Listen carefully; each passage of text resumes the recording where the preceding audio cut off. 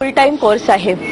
या कोर्समध्ये आम्ही फक्त लोकल लेवलला नाही पण नॅशनल आणि इंटरनॅशनल लेवलचे सुद्धा कोलॅबोरेशन्स करत आहोत, ज्याच्यामुळे विद्यार्थिनींना एक बाहेरचं एक अवेअरनेस क्रिएशन पण होतं।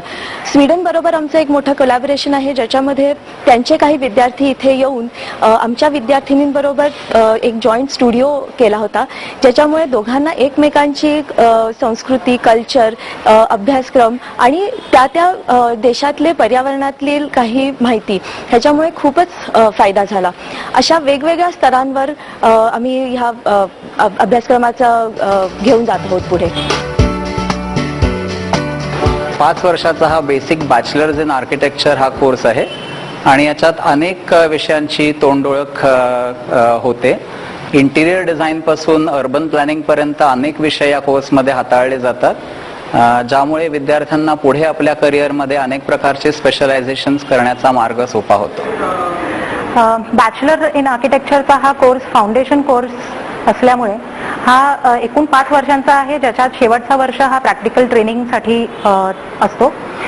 आमच्या इन्स्टिट्यूटला एकूण 160 स्टुडंट्सची इनटेक आहे आणि पुणे युनिव्हर्सिटीच्या खाली आणि काउन्सिल ऑफ आर्किटेक्चरच्या नियमांनुसार हा कोर्स आम्ही चालवतो।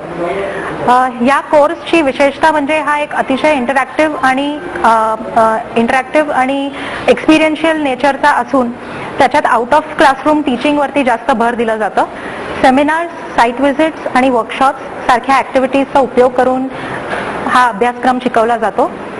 सामाजिक दृष्टिकोनातनं, आर्थिक दृष्टिकोनातनं आणि पर्यावरणाच्या दृष्टिकोनातनं एक सेन्सिटिव्ह असा आर्किटेक्चरल प्रॅक्टिस या मुली करू शकतील, या दृष्टिकोनातनं आम्ही यांना घडवतो। BNCA मध्ये मिळालेली ही माहिती मी रिस्टोर करते, तोपर्यंत तुम्ही घ्या एक छोटीशी विश्रांती।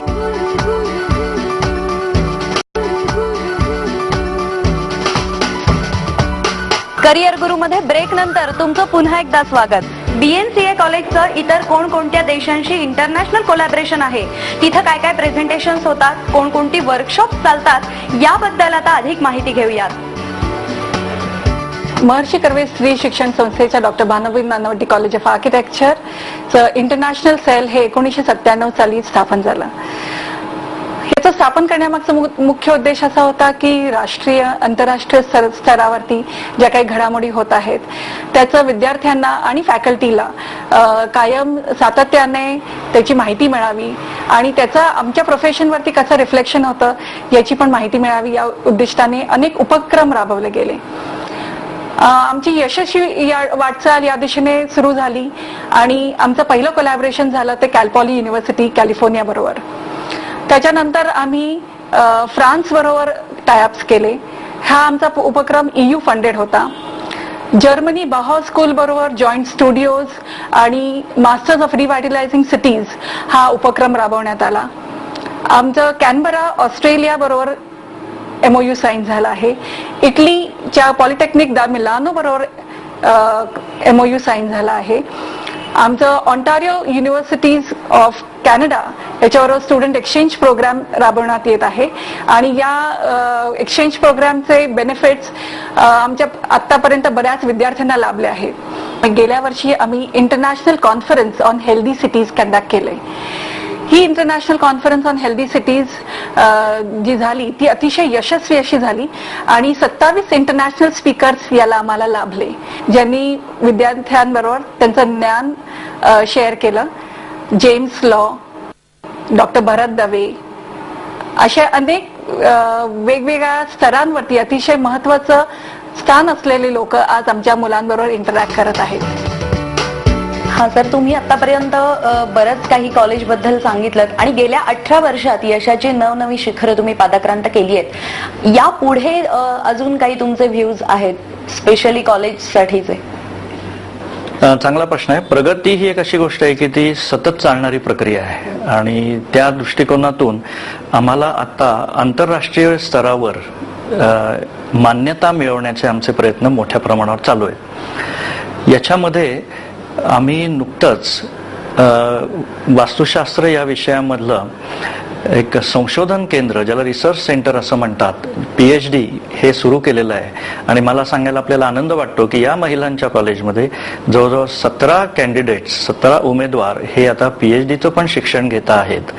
हे करत असताना एक शिक्षण क्षेत्रामध्ये अनेक वर्ष काम करताना मला जी एक उणीव जाणवली ती इथे भरून काढण्याचा माझा एक मानस आहे. आणि तो म्हणजे असा की आपण शिक्षणामध्ये फक्त इंजिनियर करतो किंवा डॉक्टर करतो किंवा आर्किटेक्ट करतो आणि 5 वर्ष 4 वर्ष संपल्यानंतर जी व्यक्ती बाहेर पडते तिला सर्टिफिकेट आता असल्यामुळे आपल्याला माहिती असतं की ही आर्किटेक्ट आहे, इंजिनियर आहे. पण आपल्याला हे माहिती असतं का की ती एक चांगली विकसित झालेलं ते एक व्यक्तिमत्व आहे, ते चांगले भारताचे नागरिक होणार आहेत.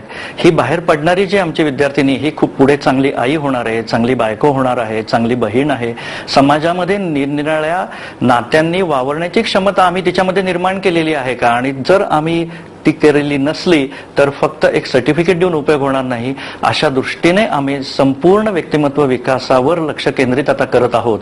आणि त्याच्यामधून या महाविद्यालयामधून बाहेर पडणाऱ्या ज्या मुली आहेत, आमची खात्री आहे की त्या व्यक्तिमत्व पूर्णपणे विकसित झालेले असतील आणि त्या आयुष्यामध्ये एक यशस्वी आयुष्य जगताना ज्या ज्या नात्यांच्या भूमिकेत आपल्याला वावरावं लागतं त्या सर्व ठिकाणी त्या चांगल्या प्रकारचा न्याय देतील.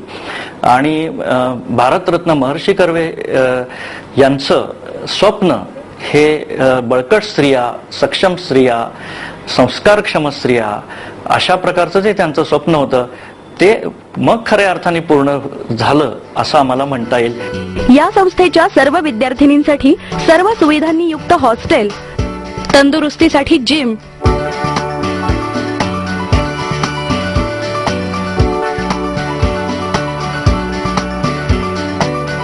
संस्थेच्या आवारातच उत्तम मेस, मुलींच्या सुदृढतेसाठी एक मोठं प्लेग्राऊंड, या सर्व सुविधा आहेत.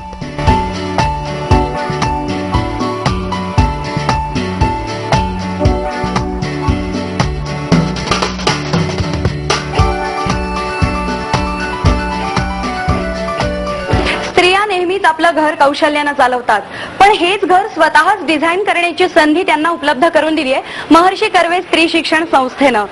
आपली बुद्धी, अनुभव आणि कौशल्य याच्या बळावर स्त्रिया एखाद्या वास्तूलाही सौंदर्य नक्कीच बहाल करू शकतील. करिअर गुरुच्या पुढच्या भागात आपण भेटणार आहोत महर्षी कर्वे स्त्री शिक्षण संस्थेच्या इंजिनिअरिंग कॉलेजला. तोपर्यंत stay cool and stay fit.